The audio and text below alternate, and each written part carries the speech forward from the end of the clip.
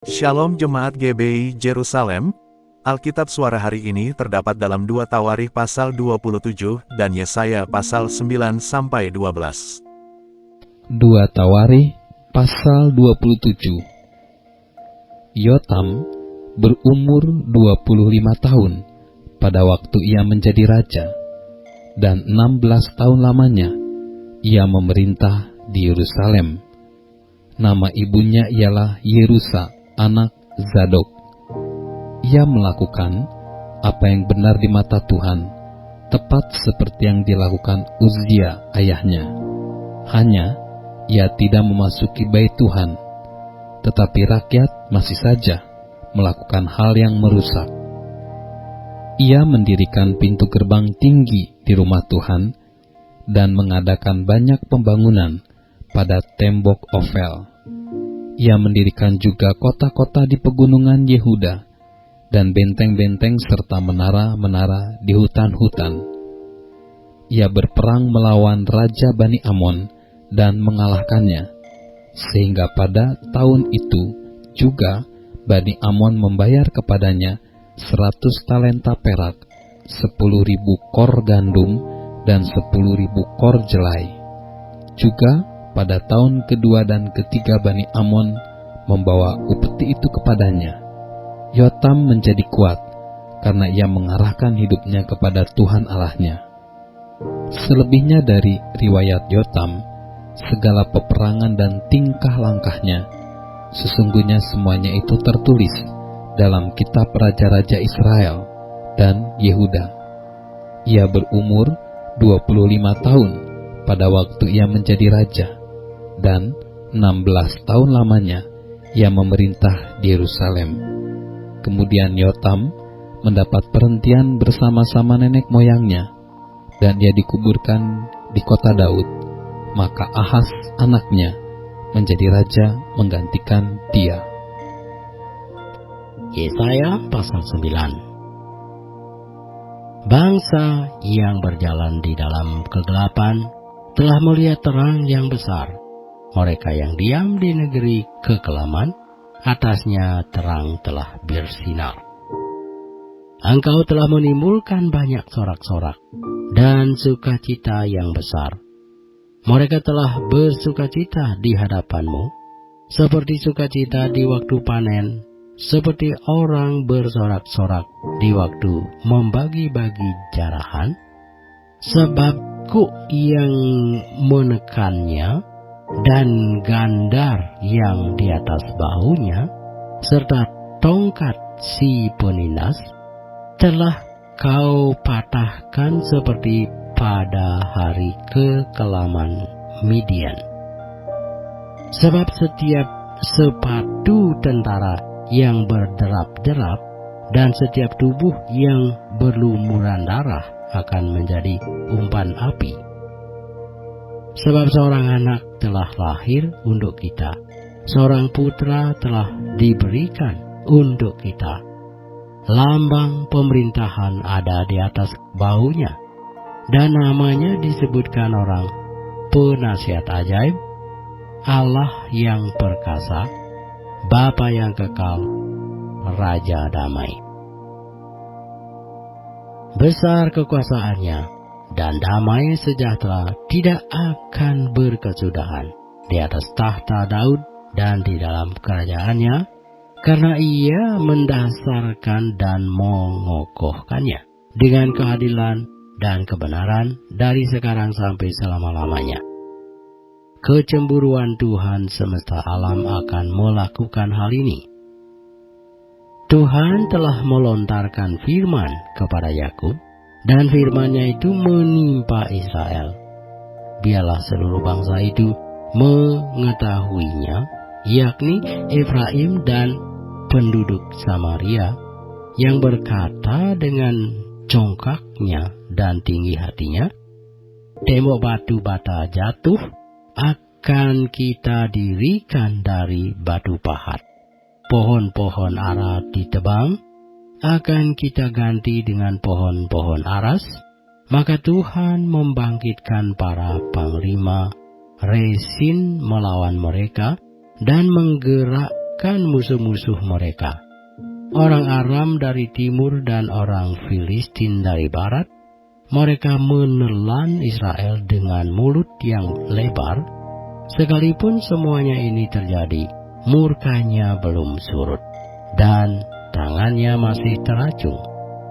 Tetapi bangsa itu tidak kembali kepada Dia yang menghajarnya, dan mereka tidak mencari Tuhan semesta alam. Maka Tuhan mengerat dari Israel kepala dan ekor, batang dan ranting pada satu hari juga. Tua-tua dan orang yang terpandang itulah kepala, dan nabi yang mengajarkan dusta itulah ekor. Sebab orang-orang yang mengendalikan bangsa ini adalah penyesat, dan orang-orang yang dikendalikan mereka menjadi kacau. Sebab itu Tuhan tidak bersukacita karena teruna-teruna mereka, dan tidak sayang kepada anak-anak yatim dan jana-jana mereka, sebab sekaliannya mereka murtad dan berbuat jahat, dan setiap mulut berbicara bebal. Sekalipun semuanya ini terjadi, murkanya belum surut, dan tangannya masih teracung. Sebab kefasikan itu menyala seperti api, yang memakan habis putri malu dan rumput, lalu membakar belukar di hutan, sehingga tonggak asap berkepul-kepul ke atas. Oleh karena murka Tuhan semesta alam, terbakarlah tanah itu, dan bangsa itu menjadi makanan api. Seorang pun tidak mengasihani saudara-saudaranya. Mereka mengacup ke sebelah kanan, tetapi masih lapar. Mereka memakan ke sebelah kiri, tetapi tidak kenyang. Setiap orang memakan daging temannya. Manase memakan Efraim, dan Efraim memakan Manase, dan bersama-sama mereka melawan Yehuda. Sekalipun semuanya ini terjadi, murkanya belum surut, dan tangannya masih teracung. Yesaya pasal 10. Celakalah mereka yang menentukan ketetapan-ketetapan yang tidak adil, dan mereka yang mengeluarkan keputusan-keputusan kelaliman, untuk menghalang-halangi orang-orang lemah mendapat keadilan, dan untuk merebut hak orang-orang sengsara di antara umatku, supaya mereka dapat merampas milik jana-jana, dan dapat menjarah anak-anak yatim. Apakah yang akan kamu lakukan pada hari penghukuman, dan pada waktu kebinasaan yang datang dari jauh? Kepada siapakah kamu hendak lari minta tolong, dan di manakah hendak kamu tinggalkan kekayaanmu? Tak dapat kamu lakukan apa-apa selain dari meringkuk di antara orang-orang yang terkurung, dan lewat di antara orang-orang yang terbunuh. Sekalipun semuanya ini terjadi, murka Tuhan belum surut, dan tangannya masih teracung. Celakalah Asyur, yang menjadi cambuk murkaku, dan yang menjadi tongkat amarahku. Aku akan menurunkan terhadap bangsa yang murtad, dan aku akan memerintahkannya melawan umat sasaran murkaku, untuk melakukan perampasan dan penjarahan, dan untuk menginjak-injak mereka seperti lumpur di jalan. Tetapi Dia sendiri tidak demikian maksudnya, dan tidak demikian rancangan hatinya, melainkan niat hatinya ialah hendak memunahkan dan hendak melenyapkan tidak sedikit bangsa-bangsa. Sebab Ia berkata, bukankah panglima-panglimaku itu raja-raja semua? Bukankah Kalno sama halnya seperti Karkemis? Ada bukankah Hamat seperti Arpad, atau Samaria seperti Damsyik? Seperti tanganku telah menyergap kerajaan-kerajaan para berhala, padahal patung-patung mereka melebihi yang di Yerusalem dan yang di Samaria.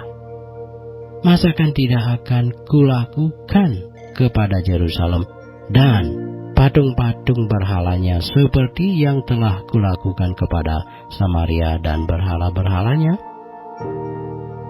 Tetapi apabila Tuhan telah menyelesaikan segala pekerjaannya di Gunung Sion dan di Yerusalem, maka Ia akan menghukum perbuatan ketinggian hati Raja Asyur dan sikapnya yang angkuh sombong, sebab ia telah berkata, dengan kekuatan tanganku aku telah melakukannya, dan dengan kebijaksanaanku, sebab aku berakal budi. Aku telah meniadakan batas-batas antara bangsa dan telah merampok persediaan-persediaan mereka. Dengan perkasa aku telah menurunkan orang-orang yang duduk di atas tahta. Seperti kepada sarang burung, demikianlah tanganku telah menjangkau kepada kekayaan bangsa-bangsa, dan seperti orang meraup telur-telur yang ditinggalkan induknya, demikianlah aku telah meraup seluruh bumi. Dan tidak seorang pun yang menggerakkan sayap dan yang mengangakkan paruh atau yang menciap-ciap. Adakah kapal memegahkan diri terhadap orang yang memakainya? Atau gergaji membesarkan diri terhadap orang yang mempergunakannya? Seolah-olah gada menggerakkan orang yang mengangkatnya, dan seolah-olah tongkat mengangkat orangnya yang bukan kayu. Sebab itu Tuhan semesta alam akan membuat orang-orangnya yang tegap menjadi kurus kering, dan segala kekayaannya akan dibakar habis dengan api yang menyala-nyala. Maka terang Israel akan menjadi api, dan Allahnya yang Maha Kudus akan menyala-nyala dan akan membakar dan memakan habis putri malu dan rumputnya pada satu hari juga. Keindahan hutan Asyur dan kebun buah-buahnya akan dihabiskannya dari batangnya sampai rantingnya, sehingga akan menjadi seperti seorang sakit yang merana sampai mati. Dan sisa pohon-pohon hutannya akan dapat dihitung banyaknya, sehingga seorang anak dapat mencatatnya.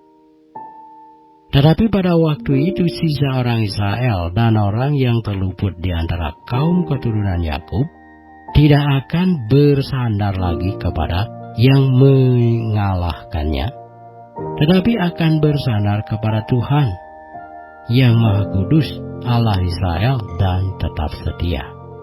Suatu sisa akan kembali, sisa Yakub akan bertobat di hadapan Allah yang perkasa. Sebab sekalipun bangsamu, hai Israel, seperti pasir di laut banyaknya, namun hanya sisanya akan kembali. Tuhan telah memastikan datangnya kebinasaan, dan dari situ timbul keadilan yang meluap-luap. Sungguh kebinasaan yang sudah pasti akan dilaksanakan di atas seluruh bumi oleh Tuhan, Tuhan semesta alam. Sebab itu beginilah firman Tuhan, Tuhan semesta alam. Hai umatku yang diam di Sion, janganlah takut terhadap Asyur apabila mereka memukul engkau dengan gada dan menghantam engkau dengan tongkatnya, seperti yang dilakukan Mesir dahulu. Sebab sedikit waktu lagi amarahku atasmu akan berakhir, dan murkaku akan menyebabkan kehancuran mereka. Tuhan semesta alam akan mencabut mereka dengan cemeti, seperti ia menghajar Midian di gunung batu Oreb, dan mengayunkan tongkatnya ke atas laut Heberau, dan mengangkatnya seperti di Mesir dahulu. Pada waktu itu, beban yang ditimpakan mereka atas bahumu akan terbuang, dan kuk yang diletakkan mereka atas tengkukmu akan lenyap. Asur telah muncul dari Rimon dan telah datang menyerang Ayat. Ia telah lewat dari Migron, dan di Mikmas diaturnya perbekalannya. Mereka telah menyeberang dari jurang penyeberangan sambil berteriak, Geba, tempat permalaman kita. Penduduk Rama gemetar, penghuni Gibea Saul melarikan diri. Keluarkanlah jeritanmu, hai putri Galim. Perhatikanlah, hai Laisia. Jawablah dia, hai Anatot. Penghuni Mena lari jauh-jauh. Penduduk Gebim pergi mengungsi. Hari ini juga Asur akan berhenti di Nob, mengacung-acungkan tangannya ke arah gunung Putri Sion, bukit Yerusalem. Lihat, Tuhan semesta alam akan memotong dahan-dahan pohon dengan kekuatan yang menakutkan. Yang tinggi-tinggi tumbuhnya akan ditebang, dan yang menjulang ke atas akan direndahkan. Belukar rimba akan ditebas dengan kapak, dan Libanon dengan pohon-pohonnya yang hebat akan jatuh. Yesaya pasal 11. Suatu tunas akan keluar dari tunggul Isai, dan taruk yang akan tumbuh dari pangkalnya akan berbuah. Roh Tuhan akan ada padanya, roh hikmat dan pengertian, roh nasihat dan keperkasaan, roh pengenalan dan takut akan Tuhan. Ya, kesenangannya ialah takut akan Tuhan. Ia tidak akan menghakimi dengan sekilas pandang saja, atau menjatuhkan keputusan menurut kata orang, tetapi ia akan menghakimi orang-orang lemah dengan keadilan, dan akan menjatuhkan keputusan terhadap orang-orang yang tertindas di negeri dengan kejujuran. Ia akan menghajar bumi dengan perkataannya seperti dengan tongkat, dan dengan nafas mulutnya ia akan membunuh orang fasik. Ia tidak akan menyimpang dari kebenaran dan kesetiaan, seperti ikat pinggang tetap terikat pada pinggang. Serigala akan tinggal bersama domba, dan macan tutul akan berbaring di samping kambing. Anak lembu dan anak singa akan makan rumput bersama-sama, dan seorang anak kecil akan menggiringnya. Lembu dan beruang akan sama-sama makan rumput, dan anaknya akan sama-sama berbaring, sedang singa akan makan jerami seperti lembu. Anak yang menyusu akan bermain-main dekat liang ular tedung, dan anak yang cerai susu akan mengulurkan tangannya ke sarang ular beludak. Tidak ada yang akan berbuat jahat atau yang berlaku busuk di seluruh gunungku yang kudus, sebab seluruh bumi penuh dengan pengenalan akan Tuhan, seperti air laut yang menutupi dasarnya. Maka pada waktu itu, taruk dari pangkal Isai akan berdiri sebagai panji-panji bagi bangsa-bangsa, Dia akan dicari oleh suku-suku bangsa, dan tempat kediamannya akan menjadi mulia. Pada waktu itu Tuhan akan mengangkat pula tangannya untuk menebus sisa-sisa umatnya yang tertinggal di Asur dan di Mesir, di Patros, di Ethiopia, dan di Elam, di Siniar, di Hamat, dan di pulau-pulau di laut. Ia akan menaikkan suatu panji-panji bagi bangsa-bangsa, akan mengumpulkan orang-orang Israel yang terbuang, dan akan menghimpunkan orang-orang Yehuda yang terserak dari keempat penjuru bumi. Kecemburuan Efraim akan berlalu, dan yang menyesatkan Yehuda akan lenyap. Efraim tidak akan cemburu lagi kepada Yehuda, dan Yehuda tidak akan menyesatkan Efraim lagi. Tetapi mereka akan terbang ke barat, ke atas lereng gunung Filistin. Bersama-sama mereka akan menjarah Bani Timur. Mereka akan merampas Edom dan Moab, dan orang Amon akan patuh kepada mereka. Tuhan akan mengeringkan Teluk Mesir dengan nafasnya yang menghanguskan, serta mengacungkan tangannya terhadap sungai Efrat, dan memukulnya pecah menjadi 7 batang air, sehingga orang dapat melaluinya dengan berkasut. Maka akan ada jalan raya bagi sisa-sisa umatnya yang tertinggal di Asur, seperti yang telah ada untuk Israel dahulu pada waktu mereka keluar dari tanah Mesir. Yesaya pasal 12. Pada waktu itu engkau akan berkata, Aku mau bersyukur kepadamu ya Tuhan, karena sungguh pun engkau telah murka terhadap aku, tetapi murkamu telah surut, dan engkau menghibur aku. Sungguh Allah itu keselamatanku. Aku percaya dengan tidak gemetar, sebab Tuhan Allah itu kekuatanku dan mazmurku. Ia telah menjadi keselamatanku. Maka kamu akan menimba air dengan kegirangan dari mata air keselamatan. Pada waktu itu kamu akan berkata, bersyukurlah kepada Tuhan, panggillah namanya, beritahukanlah perbuatannya di antara bangsa-bangsa, masyurkanlah bahwa namanya tinggi luhur. Bermazmurlah bagi Tuhan, sebab perbuatannya mulia, baiklah hal ini diketahui di seluruh bumi.